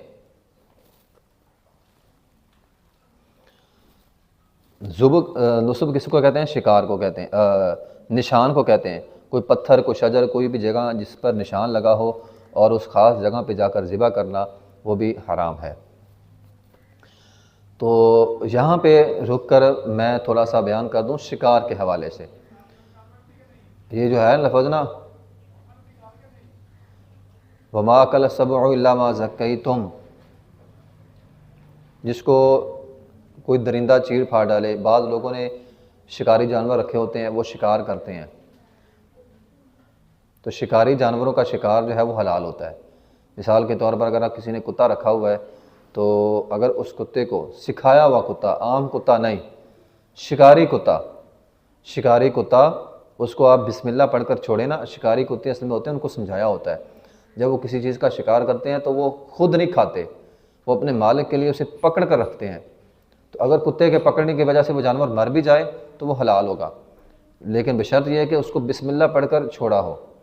اب اس میں نا شرطیں ہیں، مثال کے طور پر ایک بندے نے شکاری کتا رکھا ہے یا کوئی بھی شکاری جانور رکھا ہے، اس نے اسے ایک تو بسم اللہ پڑھ کر چھوڑنا ہے، دوسرا وہ شکاری جانور مالک کے لیے پکڑ کے رکھے، خود نہ کھائے، یہ نہ وہ کتے نے پکڑا جانور کو اور وہ خود کھا رہا ہے، پھر وہ حرام ہو جائے گا۔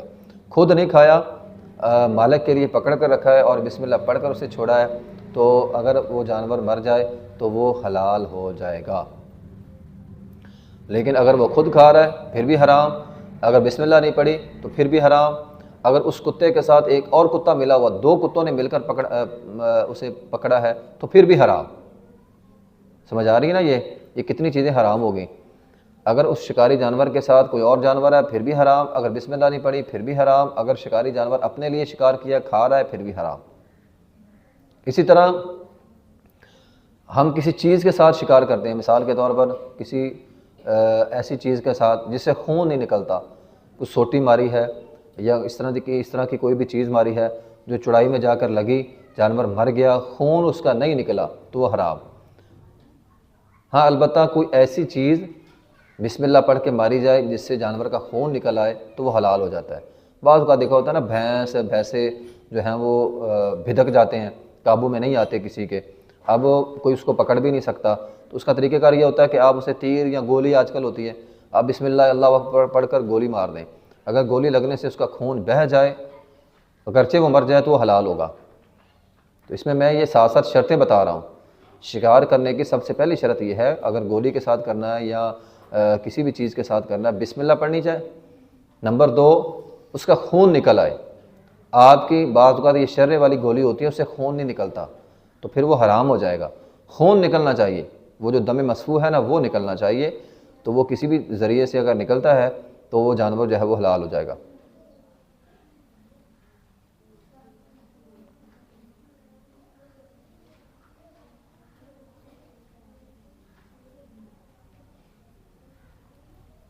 تو وما ذبح علی النصب، جو کسی جو ہے وہ نشان کے اوپر پتھر وغیرہ کے نام پر ذبح کیا جائے وہ بھی حرام ہے۔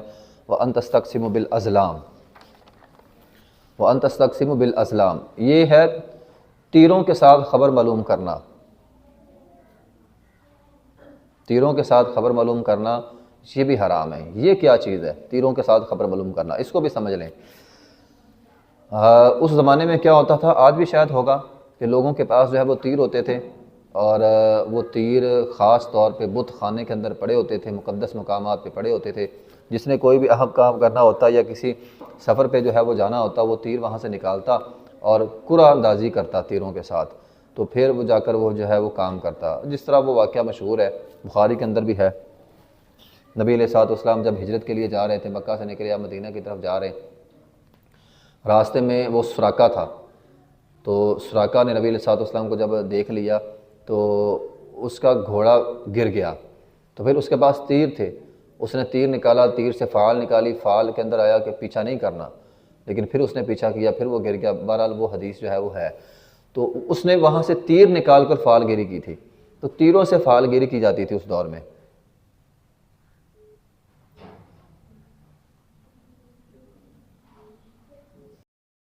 نبی علیہ الصلوۃ والسلام نے جب کعبۃ اللہ فتح کیا تھا تو آپ علیہ الصلوۃ والسلام نے دیکھا تھا کہ کعبہ کے اندر ابراہیم علیہ الصلوۃ والسلام اور اسماعیل علیہ الصلوۃ والسلام کی تصویریں تھیں، اور ان کے ہاتھ کے اندر تیر پکڑائے ہوئے تھے۔ یعنی مشرکین مکہ کا نظریہ یہ تھا کہ یہ بھی تیر اندازی کرتے تھے، یعنی تیروں سے فعال نکالتے تھے۔ تو نبی علیہ الصلوۃ والسلام نے فرمایا اللہ کی قسم انہوں نے کبھی بھی تیروں سے فال گیری نہیں کی، یعنی قسمت اپنی معلوم نہیں کی تیروں کے ساتھ۔ تو یہ جو بالازلام ہے، بالازلام خاص تیر، مخصوص تیر ہوتے تھے ان کے پاس، ان کے اوپر کچھ لکھا ہوتا تھا، مثال افعل لکھا ہوتا تھا، لا تفعل لکھا ہوتا تھا، اور بعض تیر بغیر لکھے ہوئے، یعنی 3 تیر ہوتے تھے۔ ایک کے اوپر لکھا ہوتا تھا کرو کام، ایک کے اوپر لکھا ہوتا کام نہیں کرنا، اور ایک خالی ہوتا تھا۔ تو وہ کیا کرتے تھے، اگر کسی جگہ پہ جانا ہوتا تھا ایک تیر نکالتے تھے، تیر اس نے نکالنا، اس کے اوپر اگر لکھا ہوا ہے کام کرنا ہے تو انہوں نے وہ کام کر لینا ہے۔ مثال کے طور پر کسی نے سفر کرنا ہے تو وہ تیر نکالتا تھا، اس کے اوپر اگر لکھا ہے سفر کرو، سفر کر لینا ہے، اگر لکھا ہوتا تھا نہ کرو تو نہیں کرنا، اگر خالی نکل آتا تو پھر وہ تیر جو ہے وہ ایک اور اٹھا لیتے۔ تو اس طرح خالی پر وہ دوبارہ کوشش کرتے تھے۔ تو اس طرح اپنی قسمت کا حال معلوم کرنا یہ منع ہے۔ اسی طرح اگر کسی نجومی کے پاس جا کر اپنا ہاتھ دکھا کر قسمت کا حال معلوم کرنا، مجھے نوکری ملے گی نہیں ملے گی، شادی ہوگی نہیں ہوگی، اس طرح کی ساری چیزیں جو ہیں وہ اسلام کے اندر منع ہیں۔ ذالکم فسق، یہ سارے شیطانی کام ہے، فسق ہے۔ اسلام کے اندر کیا ہے؟ اب دیکھیں نا، اسلام نے اتنی ساری پابندیاں تو لگا دی، اب کیا اسلام کے اندر بھی کوئی ایسی چیز ہے؟ اسلام کے اندر استخارہ ہے۔ آپ کیا کریں؟ اسلام استخارہ کریں۔ اگر آپ نے کوئی کام کرنا ہے، کسی جگہ جانا ہے، کوئی اہم کام کرنا ہے، دکانداری، کوئی بھی اہم کام، کوئی خواتین کے حوالے سے کوئی بھی اہم کام کسی نے اگر کرنا ہے تو استخارہ کریں۔ اب ہمارے ہاں استخارے کے حوالے سے بھی بڑی عجیب و غریب باتیں مشہور ہوتی ہیں۔ لوگ ایک تو استخارہ کسی اور سے جا کر کرواتے ہیں، ٹھیک ہے، اور پھر لوگ یہ سمجھتے ہیں کہ خواب آنی چاہیے، خواب کے اندر ہماری رہنمائی ہونی چاہیے، تو ایسی ویسی کوئی بات نہیں ہے۔ استخارہ ثابت ہے نبی علیہ الصلوۃ والسلام سے، اور اس کا طریقہ یہ ہے کہ آپ کسی بھی وقت نہ اس کے لیے کوئی رات کا ٹائم ہے، نہ اس کے لیے کچھ سونا لازمی ہے، کچھ بھی نہیں لازمی، آپ کسی بھی وقت وضو کریں، وضو کر کے 2 رکعتیں پڑھیں، اور 2 رکعتیں پڑھ کر آپ نے کیا کرنا ہے، وہ جو دعا ہے اللہم انی استخیرک بعلمک واستقدرک بقدرتک، اس دعا کو بس آپ نے پڑھ لینا ہے۔ اس دعا میں جہاں وہ انا ھذا الامر کا لفظ آتا ہے وہاں آپ نے اپنی وہ ضرورت جو ہے وہ اپنے، اگر عربی بنا سکتے ہیں تو عربی بنا لیں، اگر عربی نہیں بھی بنا سکتے تو وہ جو کام ہے آپ کا اس کو آپ نے اپنے ذہن میں رکھنا ہے، تو بس یہ دعا پڑھ کر آپ نے کیا کرنا ہے، وہ کام کرنا شروع کر دینا ہے۔ آپ نے اس مطلب نہیں رہنا اس بات پہ کہ پتہ نہیں مجھے خواب آئے اور خواب کے اندر میری کوئی خاص رہنمائی ہو تو پھر میں نے کرنا ہے، نہیں، غلط بات ہے۔ کوئی اگر خواب آ جائے تو اچھی بات ہے، ورنہ یہ کوئی لازمی نہیں ہے۔ آپ نے کوئی بھی اہم کام کرنا ہے، کسی جگہ جاب کرنی ہے، اپنے بچے کی شادی کرنی ہے، یا کوئی بھی اہم کام کرنا ہے، آپ بار بار یہ پڑھیں، لازمی نہیں ایک دفعہ پڑھنا آپ نے، آپ بار بار پڑھیں، اللہ تعالیٰ سے دعائیں کریں، استخارہ پڑھتے رہیں، ہر روز 5 دفعہ پڑھ لیں، کوئی مسئلہ نہیں ہے۔ آپ اس دعا کو پڑھتے رہیں اور اپنا کام جو ہے وہ جاری رکھیں۔ اگر وہ کام اللہ کی طرف سے بہتر ہوا تو وہ کام ہو جائے گا، اگر بہتر نہ ہوا تو وہ نہیں ہوگا۔ مثال کے طور پر آپ نے میں مثال دے رہا ہوں، کسی جگہ نوکری کرنی ہے مثال کے طور پر، تو آپ بار بار پڑھتے رہیں، اگر آپ کے حق میں بہتر ہوئی تو وہ آپ کو مل جائے گی، اگر آپ کے حق میں بہتر نہیں ہوئی تو اللہ کی طرف سے کوئی نہ کوئی رکاوٹ آ جائے گی اور وہ چیز آپ کو نہیں ملے گی۔ اس طرح آپ نے کسی جگہ جانا ہے تو آپ بار بار استخارہ کریں، اگر آپ وہاں جانا آپ کے لیے بہتر ہوگا تو آپ کے لیے جو ہے وہ رہنمائی ہو جائے گی، یعنی آپ کا سفر آسان ہو جائے گا، اللہ تعالیٰ آپ کے لیے سہولت پیدا کر دے گا۔ اور اگر وہاں جانا آپ کے لیے صحیح نہ ہوا تو اللہ تعالیٰ کی طرف سے کوئی نہ کوئی رکاوٹ ہو جائے گی اور آپ وہاں نہیں جا پائیں گے۔ بہرحال استخارے کا معنی یہ ہوتا ہے، اب یہ نہیں کہ آپ استخارہ کریں اور اڑیک میں رہیں۔ ہمارے پاس لوگ آتے ہیں، وہ مسئلہ اگر پوچھتے ہیں، قاری صاحب ہم نے استخارہ کیا تھا، ہمیں کوئی خواب شاب نہیں آئی تو ہمیں کیسے پتہ چلے؟ او بھائی، خواب کا اس میں کوئی تعلق نہیں ہے، خواب آ جائے، اللہ تعالیٰ خواب جو ہے وہ نبوت کا 46واں حصہ ہے، اللہ اپنے بندوں کو خواب بھی دکھا دیتے ہیں، خواب آ جائے اچھی بات ہے، اگر نہیں خواب آتی کوئی مسئلہ نہیں ہے۔ آپ استخارے کی دعا پڑھیں، 2 رکعت نفل پڑھیں، 2 رکعت نفل پڑھنے کے بعد استخارے کی دعا پڑھیں اور کام جو ہے وہ اپنا شروع کر دیں بس۔ تو یہ اس طرح نجومیوں کے پاس جانا یا کسی اور کے پاس جا کر اسے اپنا ہاتھ دکھانا یا اپنی قسمت کا حال معلوم کرنا یا اس طرح کی کوئی بھی چیزیں ہیں، بعض لوگوں نے مطلب اگر کسی کا فلاں نام ہے تو یہ فلاں نام والے بہت اچھے ہوتے ہیں، یا فلاں علامت والے بہت اچھے ہوتے ہیں، جس کے پاؤں کی انگلیاں ایسی ہوں وہ اچھے ہوتے ہیں، جس کی لکیریں ایسی ہوں ہاتھ کی وہ ایسے ہوتے ہیں۔ یہ سارے نجومیت ہے۔ اسلام کا ان چیزوں کے ساتھ، کسی کے رنگ کے ساتھ، کسی کی لکیروں کے ساتھ، کسی کے پاؤں کے ساتھ، کسی کے قد کے ساتھ، کسی کے نام کے ساتھ کوئی تعلق نہیں ہے۔ ہاں، نبی علیہ الصلوۃ والسلام کے زمانے میں اتنا ضرور تھا کہ آپ اچھے نام رکھنے کی ترغیب دلاتے تھے، ایسا نام جس کا معنی اچھا نہیں ہوتا تھا آپ نے وہ نام چینج کر دیا۔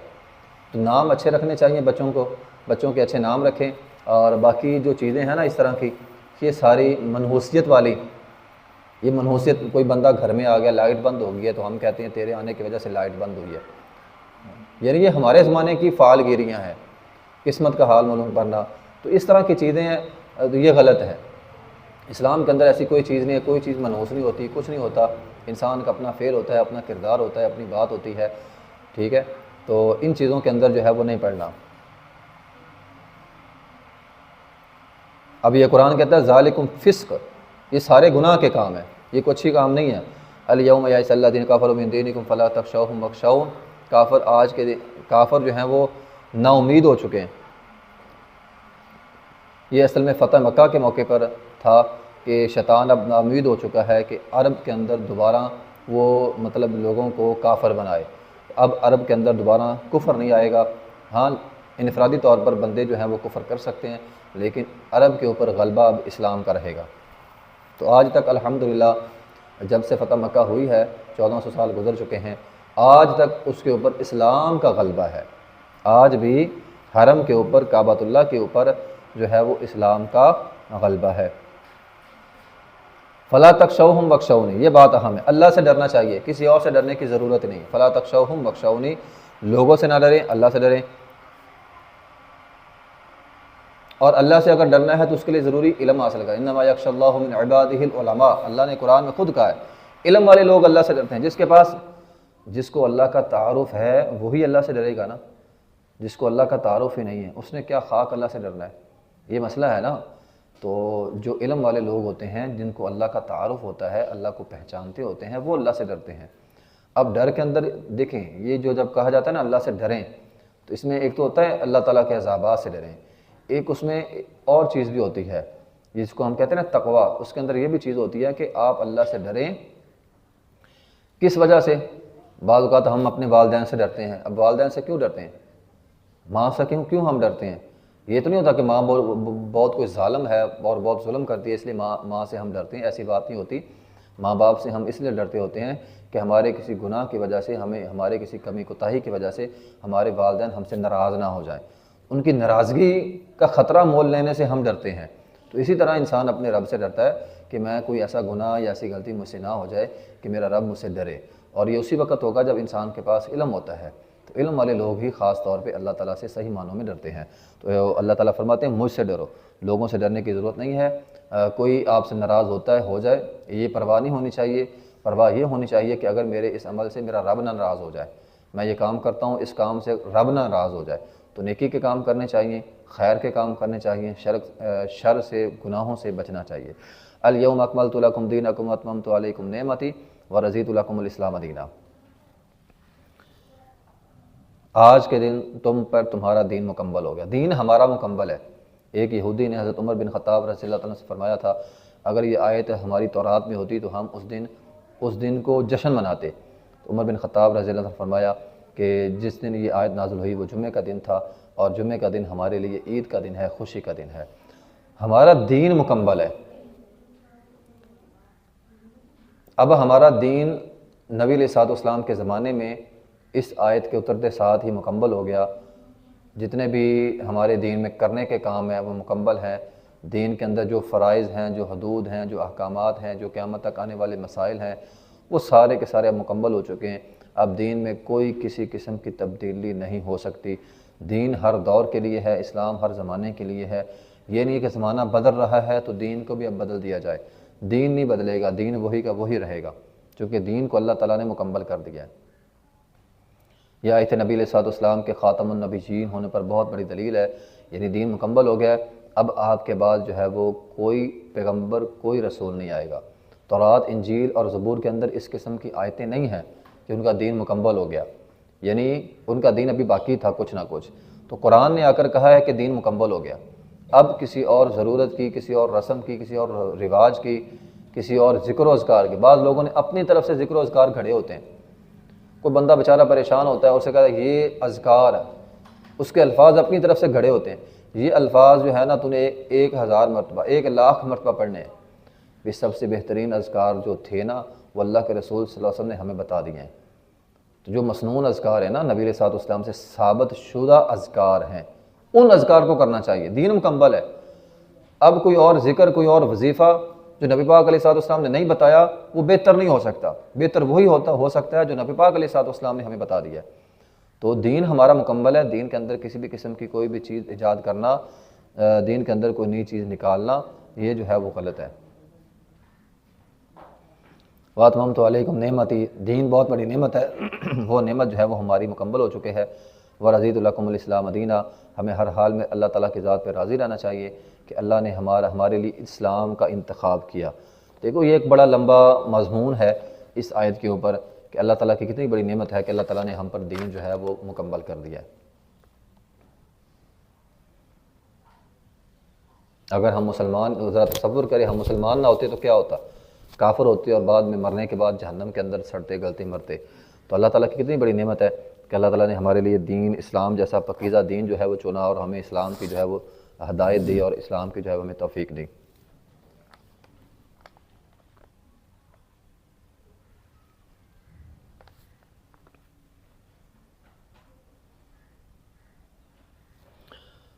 یہ سالونہ کا وہ سوال کرتے ہیں آپ سے ماذا احل لہم، کیا حلال ہے، قل احل لکم الطیبات۔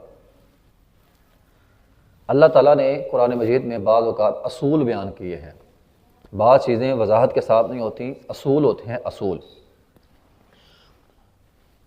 اب سوال یہ ہے کہ ہمارے لیے حلال کیا ہے، ہمارے لیے حلال کیا ہے، کون سی چیز ہمارے لیے حلال ہے؟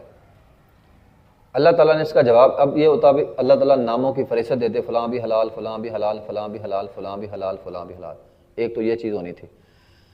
اللہ تعالیٰ نے یہ نہیں کہا فلاں فلاں حلال ہے، اللہ تعالیٰ نے فرمایا احل لکم الطیبات، ہر پکیزہ چیز کھانے کے لحاظ سے ہر پکیزہ چیز حلال ہے، جو گندی ہو چیز، بدبودار چیز ہو وہ حرام، جو پکیزہ ہے، طیب ہے، اچھی چیز ہے وہ حلال ہے۔ سوائے ان چیزوں کے جن کا نام لے کر حرام قرار دیا۔ اب کن کن چیزوں کا نام لیا ہے وہ حرام واضح ہے۔ اگر آپ جانوروں کی بات کریں تو ہر کچلی والا جانور حرام ہے، یعنی جس کے یہ دانت ہوتے ہیں کچلی والے، نکیلے دانت، جس طرح انسان کے بھی دانت ہیں، تو انسان بھی تو اس لیے حرام ہے انسانوں کو کھانا، تو جس جانور کے کچلی والے دانت ہیں وہ حرام، جس جانور کے کچلی والے دانت نہیں ہیں وہ حلال۔ پرندوں میں ہر وہ پرندہ حرام جو پنجے سے پکڑ کر کھاتا ہے، جو پنجے سے پکڑ کر کھاتا ہے وہ حرام، جو اپنی چونچ سے، مرغی ہے نا، مرغی حلال ہے، کیوں حلال ہے بھلا؟ یہ چونچ سے کھاتی ہے، یہ دانہ چونچ لگا کے چوگتی ہے، یہ پنجے میں پکڑ کر نہیں کھاتی، تو اس لیے یہ حلال ہے۔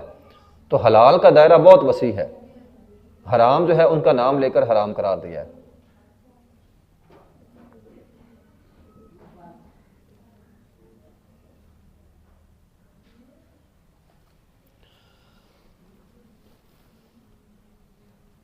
تو حلال بہت وسیع ہے، زمین کی ہر نباتات ہمارے لیے حلال ہے، سوائے ان چیزوں کے جن کا نام لے کر حرام کیا، مثلا شراب حرام ہے، نشہ ور چیزیں حرام ہیں، تو یہ چیزیں حرام ہیں۔ اس کے علاوہ عام چیز کوئی بھی زمین سے اگتی ہے وہ ہمارے لیے حلال ہے، ہر پھل کھانے والا ہے، ہر زمین کا اناج جو ہے وہ ہمارے لیے کھانے والا ہے، ہر بوٹی ہم کھا سکتے ہیں، الا یہ کہ جن کا نام لے کر حرام قرار دیا ہے ان کے علاوہ ہر چیز ہمارے لیے جو ہے وہ حلال ہے۔ اچھا، اس میں ایک یہ بھی بات ہے، ذریعہ بھی حلال ہونا، چیزیں بھی حلال اور ذریعہ بھی حلال۔ اب بعض اوقات چیزیں حلال ہوتی ہیں لیکن ذریعہ حرام ہوتا ہے، جھوٹ مار کے، ٹھگی مار کے، فراڈ کر کے، دھوکہ دے کر، رشوت لے کر کمائی ہوئی چیز جو ہے وہ حرام ہو جاتی ہے۔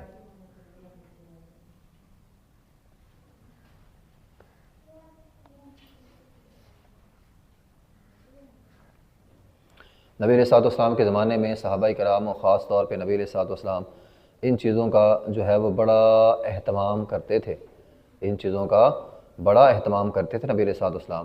اب مثال کے طور پر نبی علیہ الصلوۃ والسلام نے دیکھا کہ آپ کا نواسہ تھا، انہوں نے کھجور کھا لی، زمین کے اوپر پڑی ہوئی کھجور، اب کھجور ایک حلال ہے پھل، تو کھجور اٹھائی اور کھائی، تو نبی علیہ الصلوۃ والسلام نے انگلی مار کر اپنے نواسے کے حلق سے کھجور باہر نکال دی۔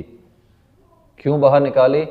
اس خدشے کی بنا پر کہ کہیں صدقے کی کھجور نہ ہو، اور صدقہ آل محمد صلی اللہ علیہ وسلم پہ، آل رسول پہ حرام ہے، ٹھیک ہے نا۔ تو صحابہ کرام بھی اس طرح نبی علیہ الصلوۃ والسلام کے زمانے میں جب آپ کے گھر میں کوئی دودھ دے کر جاتا تھا، ٹھیک ہے، تو آپ پوری تحقیق کرتے تھے، اور بھائی دودھ کہاں سے لے کر آئے ہو، کس بکری کا ہے، پوری تحقیق کرتے تھے اور پھر دودھ جو ہے وہ پیا کرتے تھے، تو ہر چیز نہیں کھاتے تھے۔ اس طرح صحابہ کرام رضوان اللہ مجمعین جو ہیں وہ بھوک سے نڈھال ہو جاتے تھے، گر جایا کرتے تھے، لیکن تحقیق بری کیا کرتے تھے، جو چیز ہے کہاں سے آئی ہے، کیسے آئی ہے، پھر جا کر نبی علیہ الصلوۃ والسلام اس چیز کا جو ہے وہ استعمال کرتے تھے۔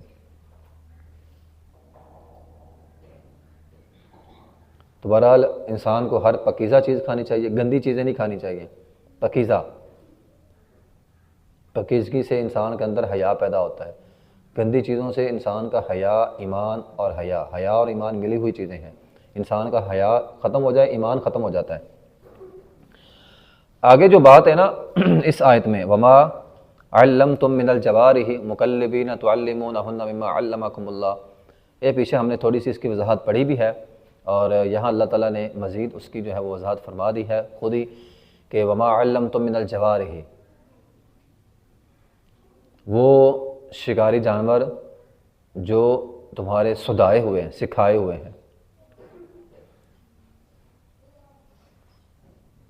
تو پیچھے ہم نے اس کی وضاحت بھی پڑھی ہے کہ شکاری جانور جس کو سکھایا ہوا ہو، جس کو سدھایا ہوا ہو، کتا ہے، باز ہے، چیتا ہے، کوئی بھی جانور، ٹھیک ہے نا، جس کو آپ نے سکھایا ہوا ہے، اس سکھائے ہوئے جانور پر تعلمونہن مما علمکم اللہ، ٹھیک ہے، اس کو وہ پڑھ کر آپ شکار کے لیے بھیج دیں، اور فَكُلُوا مِمَّا أَمْسَكْنَا عَلَيْكُمْ، اور وہ تمہارے لیے پکڑ کر رکھے تو وَاذْكُرُوا اسْمَ اللَّهِ علیہ، اس پر اللہ کا نام لو اور کھا لو۔ تو تین چیزیں ہو گئیں، ایک سکھایا ہوا ہونا، ایک وہ جانور جو شکاری جانور تمہارے لیے پکڑ کر رکھے، اور نمبر 3 اس پر بسم اللہ پڑھی ہو۔ تو یہ میں نے باتیں پہلے آپ کو بتا دی ہیں۔ تین چیزوں کے ساتھ، یعنی تین شرطوں کے ساتھ شکاری جانور کا کیا ہوا شکار ہمارے لیے حلال ہوگا۔ نمبر 1، شکاری جانور سکھایا ہوا ہو، نمبر 2، شکاری جانور اپنے مالک کے لیے پکڑ کر رکھے، خود نہ کھائے، اور نمبر 3، اس کو بسم اللہ پڑھ کر چھوڑا ہو۔ یہ تین شرطیں پوری ہو جائیں گی تو پھر جو ہے وہ کھایا جا سکتا ہے، ورنہ نہیں۔